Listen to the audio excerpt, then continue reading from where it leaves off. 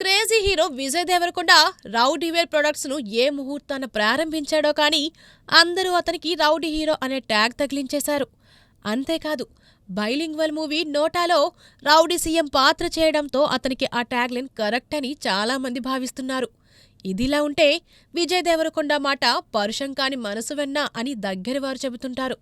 చిత్రసీమలోకి enter అయిన చిన్న చిన్న పాత్రలు చేస్తున్న దగ్గర నుండి స్టార్ హీరోగా ఎదిగే క్రమంలో అతను చేసిన పలు సేవా కార్యక్రమాలను వాళ్ళు వల్లెవేస్తున్నారు.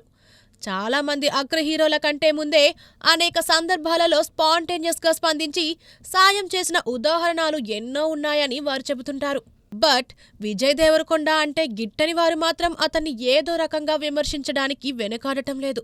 అలాంటి సందర్భాలలో కాస్తంత అదుపు తప్పి ఈ రౌడీ హీరో వారికి బహాటంగానే వార్నింగ్ కూడా ఇస్తున్నాడు. అయితే ఇప్పుడు తాను మాటలకే పరిమితం కానని చేతల్లోనూ చూపిస్తానని నిరూపించాడు విజయ్ దేవరకొండ. తాజాగా తన గురించి, తన సినిమాలలో నటించిన హీరోయిన్ల గురించి అసత్య వార్తలను, అసభ్య వ్యాఖ్యలను ప్రసారం చేసిన ఓ వ్యక్తిపై సైబర్ క్రైమ్కు ఫిర్యాదు చేశాడు ఈ రౌడీ హీరో. దాంతో పోలీసులు రంగ ప్రవేశం చేసి సినీ పోలీస్ అనే ఆ యూట్యూబ్ ఛానల్ ఆచూకీ తీసి అందులో విజయ్ దేవరకొండ గురించి చేసిన పోస్టులకు కారకులపై ఆరా తీశారు. అనంతపురంకు చెందిన వెంకట కిరణ్ అనే వ్యక్తి దీనికి బాధ్యుడు అని నిగ్గు తేల్చారు. అతన్ని అరెస్ట్ చేసి ఎఫ్ఐఆర్ను నమోదు చేశారు. సదరు వ్యక్తికి కౌన్సిలింగ్ ఇచ్చి గంటల వ్యవధిలో వీడియోలను డిలీట్ చేయించారు.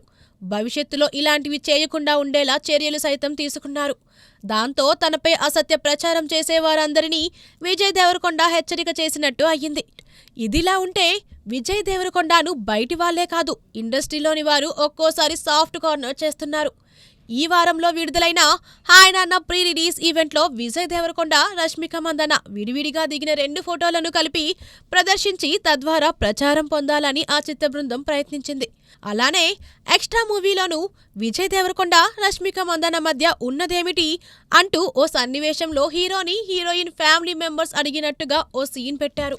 మరి బయటి వారిపై చర్యలు తీసుకున్నట్టే తన సినిమా వారిపైన విజయ్ దేవరకొండ కన్నెర్ర చేస్తాడా, లేకపోతే సైలెంట్గా చూసి చూడనట్టు పోతాడా? ఏం జరుగుతుందో చూడాలి మరి.